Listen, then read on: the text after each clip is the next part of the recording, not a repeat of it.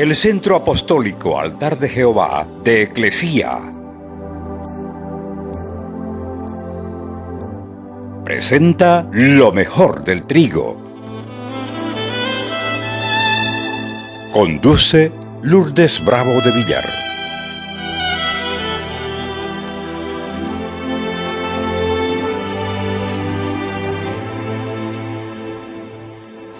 ¿Cuántos quieren ser espirituales?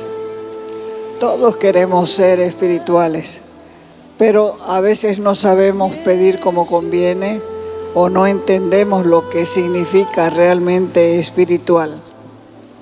Nosotros debemos caminar con nuestro hombre interior bien fortalecido,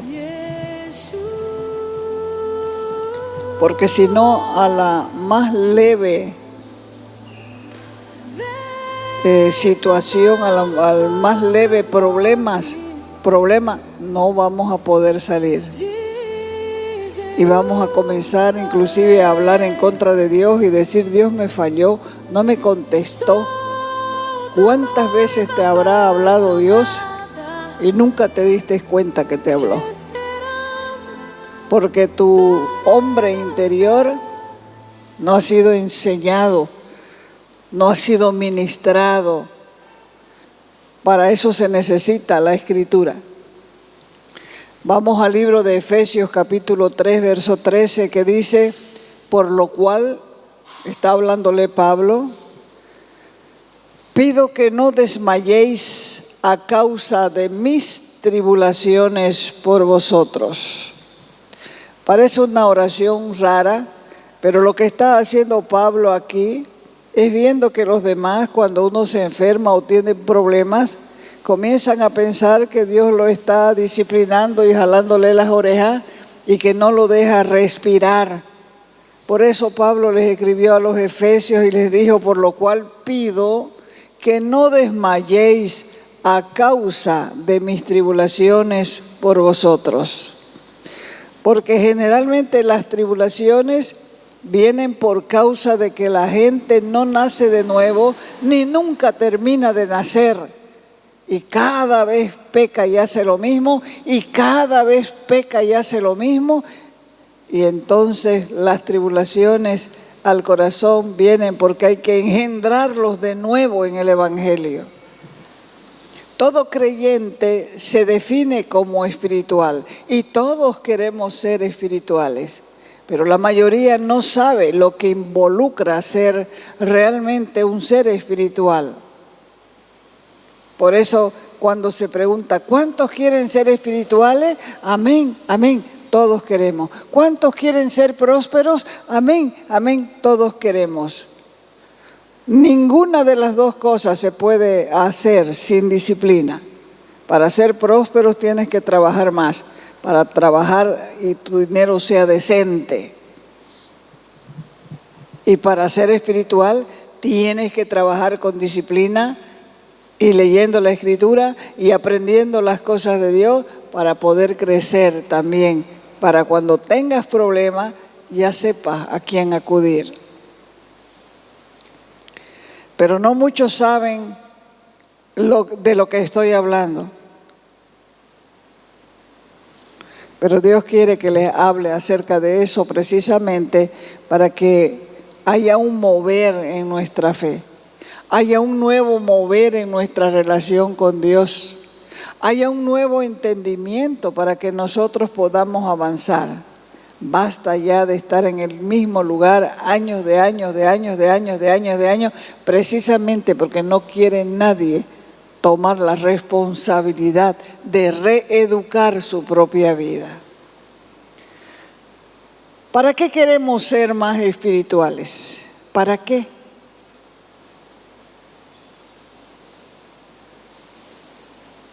Muchas veces las oraciones no tienen nada que ver con las cosas espirituales. Las oraciones son: Señor, ayúdame a pagar esta deuda. ¿Quién te metió la deuda? ¿Quién te obligó a comprarte una moto más cara y ir al banco a sacar una deuda? ¿Quién? ¿Quién te obligó a ponerte un lazo en el cuello para pagar una casa 20 años? cuando la casa te va a costar 3 veces más. Esas oraciones no son espirituales.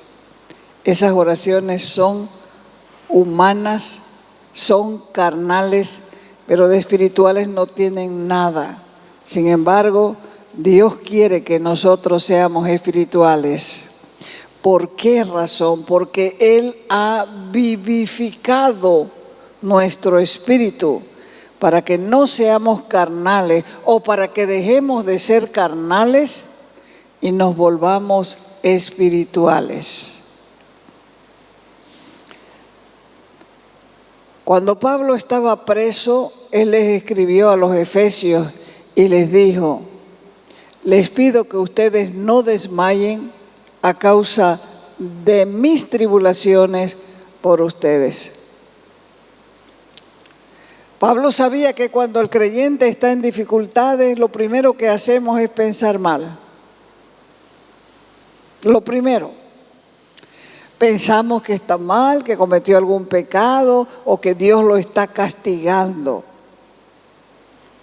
Por eso él escribió a los Efesios en el capítulo 3, verso 14, donde dice: por esta causa, era Pablo el que decía, doblo mis rodillas, oro, decía en otras palabras, ante el Padre de nuestro Señor Jesucristo, de quien toma nombre toda la familia en los cielos y en la tierra, para que les dé a ustedes conforme a las riquezas de su gloria, para que puedan ser fortalecidos con poder en el hombre interior por su espíritu.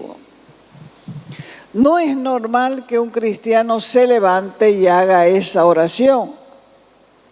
Como ya vimos, generalmente hacemos oraciones que no tienen ningún vínculo con la obra de Dios o lo que Dios quiere hacer a través nuestro. Así que por la oración de Pablo concluimos que el hombre interior es el espíritu del hombre. El hombre interior es aquel que no se ve, es la nueva naturaleza, la vida que Dios nos da cuando creemos en Jesús como nuestro Señor y como nuestro Salvador. Esa es la vida engendrada, la vida espiritual engendrada a través del Espíritu de Dios. Esa es nuestra nueva naturaleza. Esa es naturaleza divina, porque no es humana, viene de arriba, dice la Escritura. Entonces, cuando decimos que queremos ser más espirituales, lo que necesitamos es desarrollar la vida del Espíritu. Debemos ser fortalecidos con poder, porque a la verdad, el Espíritu, dijo Pablo, está dispuesto, pero la carne es débil.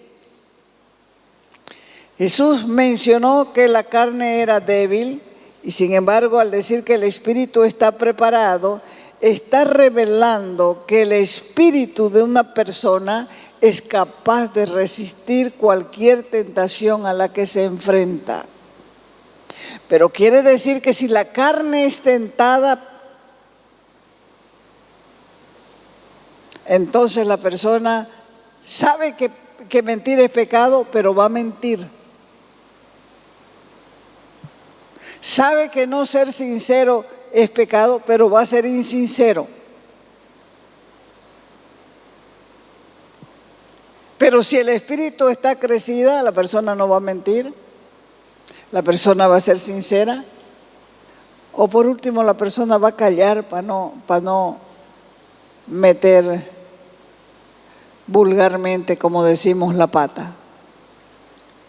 Cuando dice que la carne es débil, es utilizada comúnmente como muchas personas para justificarse, principalmente en los pecados de fornicación y en los pecados de adulterio. Dice que soy débil, es que soy débil,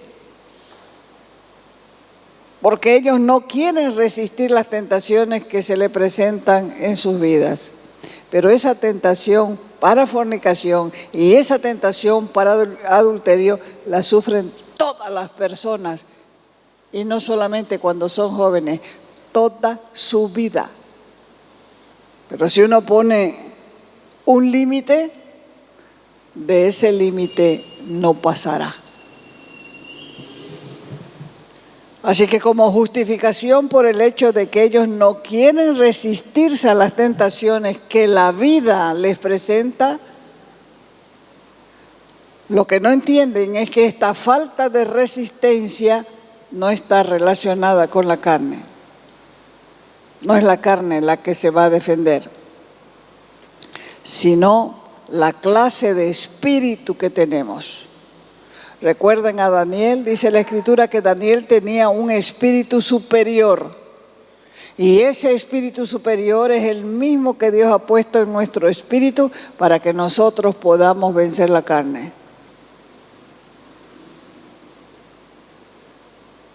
Tampoco son los demonios, sino la misma persona según la forma en que piensa. Porque otro dice, el diablo me tentó, el diablo lo hizo. Pero no se ven a sí mismos fallándole a Dios. Y lo que están haciendo es buscar siempre a quién achacar la culpa. Y todo afecta las elecciones que hacemos y también cómo reaccionamos. Por ejemplo, si la carne es tentada a mentir, como dije antes, si la persona tiene un espíritu superior y sabe de lo que estoy hablando, o se va a callar o no va a mentir.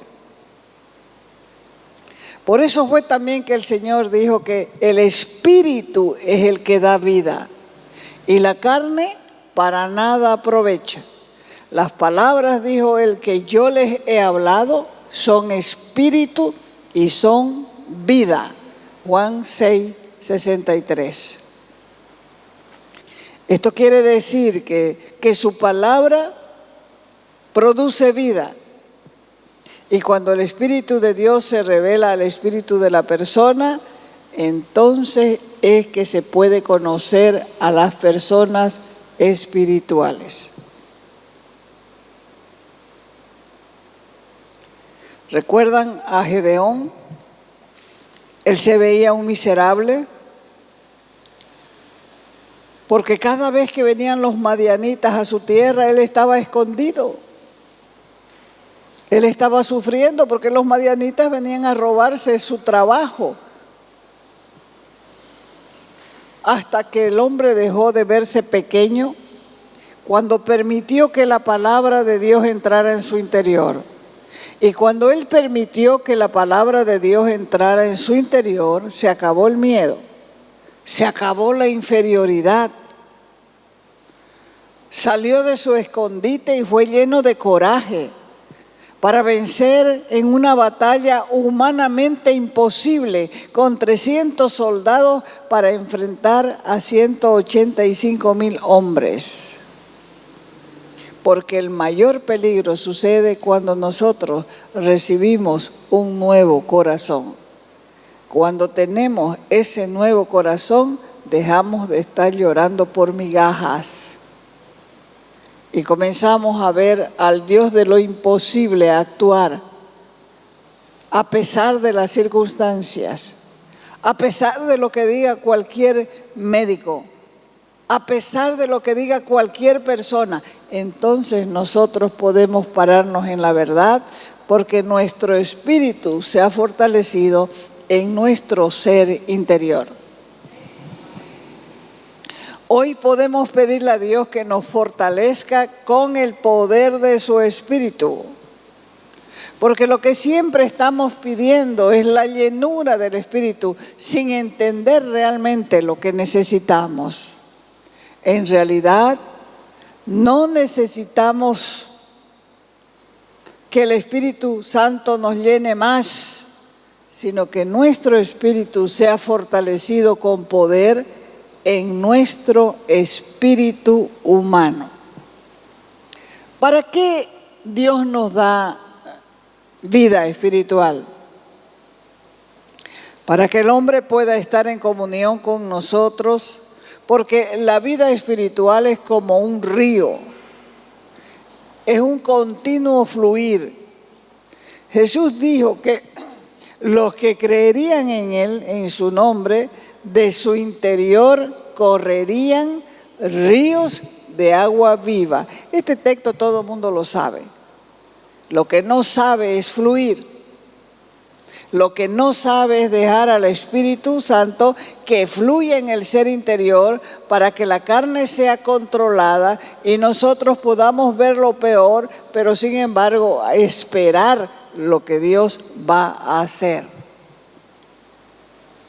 La vida espiritual es como un río, porque produce una obra espiritual. Y si se bloquea, si cesa de fluir, ahí está el problema. Por lo tanto, debemos tener claro que la vida espiritual es para hacer obras y tareas espirituales. Cada uno, fíjese cuál es la tarea que hace. Imagínese usted levantándose de mañanita, aseándose, vistiéndose para ir al trabajo. Y después, ¿cuál es la obra que usted hace? Si es el Espíritu, si lo que hace es del Espíritu o lo que hace es de la carne, tiene que fijarse usted. Porque si no se fija, no piensa,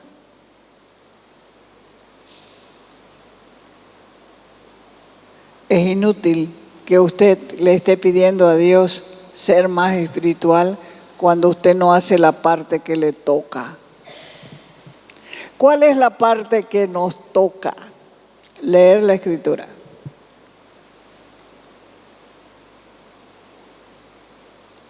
Orar. No hay otra vida cristiana, esa es la vida cristiana. Leer la Escritura, poner esa palabra sembrada en nuestra mente y en nuestro corazón. Orar para tener comunión con Dios, para que cuando venga la prueba nosotros estemos fortalecidos en nuestro ser interior. Porque la vida espiritual se mueve con la fe y a través de ella. Ahí es cuando nosotros debemos o tenemos que conocer la diferencia entre una vida anímica, almática, una vida del alma que tiene que ver con lo que uno ve y siente. No siento ahora leer, no siento ahora orar, no siento. Esa es una vida almática, está funcionando en forma dual, alma y cuerpo, pero el espíritu no está funcionando, porque la vida espiritual tiene que ver con la fe y se desarrolla en base a una total y absoluta confianza en Dios. O sea que la vida anímica no depende de Dios. La dualista es independiente de Él. No va a buscar a Dios porque esa persona se maneja por sus propios pensamientos. Esa persona se maneja por sus propios razonamientos. Pero la vida espiritual se desarrolla buscando, como se dice, el rostro de Dios. Y cualquier cosa que hagamos al margen de la confianza en Dios, al margen de la fe y de la certeza que proviene de Él, será una obra carnal, será una obra que viene del alma del hombre. El alma del hombre es creída, cree que lo sabe todo, cree que lo puede todo, cree que lo entiende todo. Por eso es que dice la Escritura que el alma que pecare, esa morirá. Y el alma es lo que nosotros somos en realidad. es nuestra personalidad, porque ahí están los pensamientos, ahí están los sentimientos y ahí está la voluntad. La vida espiritual se opone a la vida del alma, siempre está en competencia. Se opone, la vida espiritual se opone a la vida carnal, porque el espíritu precisamente combate contra los designios del alma, que el apóstol Pablo llama también la vida animal. Pero la vida espiritual confía plenamente en Dios. La Biblia dice que quien se acerca a Dios debe hacerlo con fe. ¿Por qué? Porque eso es lo que le agrada. La fe tiene que ver con la comunión. Vos entras en comunión con Dios por fe. Quiere decir que te sientas a leer la Escritura por fe, creyendo que Dios te va a hablar a través de la Escritura. Y te aseguro que lo va a hacer. De repente la palabra va a tomar cuerpo en tu mente y en tu corazón. Y Él te va a hacer entender muchas cosas que no entendías. Porque la fe tiene que ver con la comunión con Dios. Y el Espíritu de Dios se comunica con el hombre a través del Espíritu del hombre. Primera de Corintios, capítulo 3, verso 16. Dice, ¿no sabéis que sois templo de Dios y que el Espíritu de Dios mora en vosotros? Nosotros somos templo del Espíritu y Dios quiere que lo tomemos muy en serio, porque Él nos está comparando con el templo, con la morada de Dios, así como el tabernáculo. El tabernáculo o el templo, los tres tenían tres partes. Uno era el atrio, que viene a ser el cuerpo humano. Dos, otro era el lugar santo, que viene a ser el alma, que tiene que ser santificada. Y tres, el espíritu es el lugar santísimo. O sea que el atrio era el lugar visible. Nosotros miramos a la persona y ese es su atrio. Por fuera. Estamos viendo a la persona por fuera. En esa parte entraban hasta los gentiles, pero en el lugar santo no era un lugar accesible a todas las personas. Solo era para los sacerdotes, los que ministraban las cosas de Dios, y luego estaba el lugar santísimo, lo más interior, lo más escondido, lo más guardado, donde nadie podía ver ni entrar. Allí, en ese lugar santísimo, estaba el arca del pacto y estaba la presencia de Dios.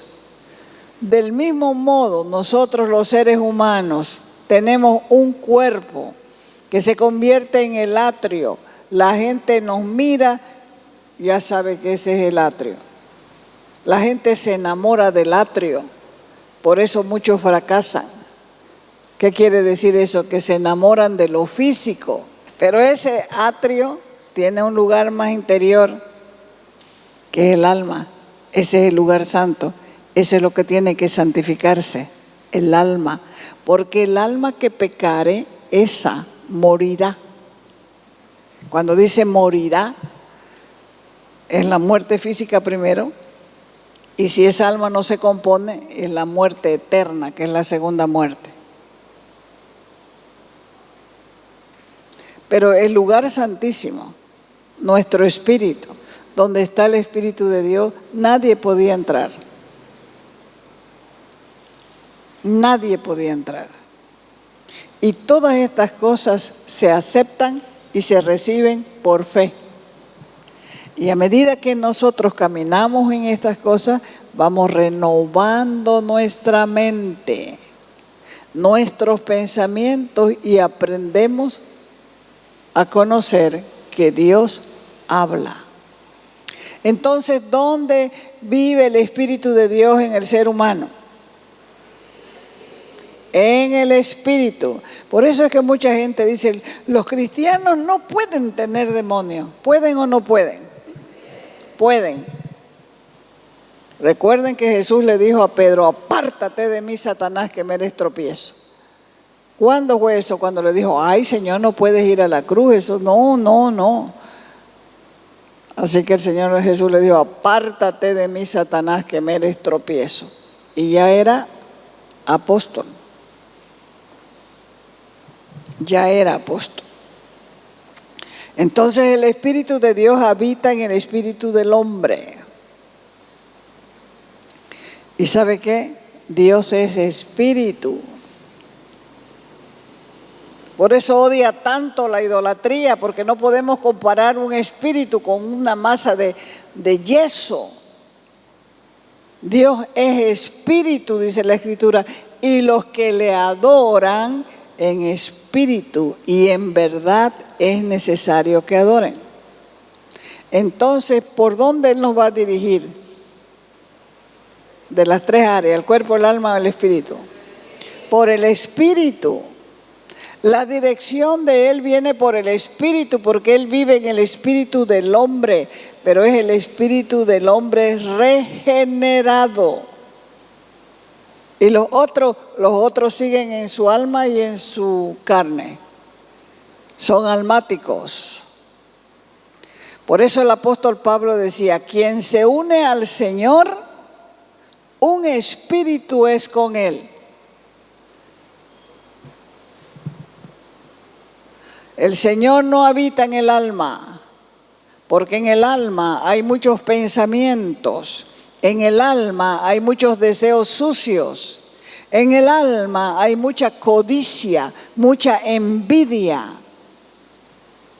El Señor tampoco no habita en el cuerpo, sino que se hace uno con nosotros en nuestro espíritu, el cual es nuestro hombre interior.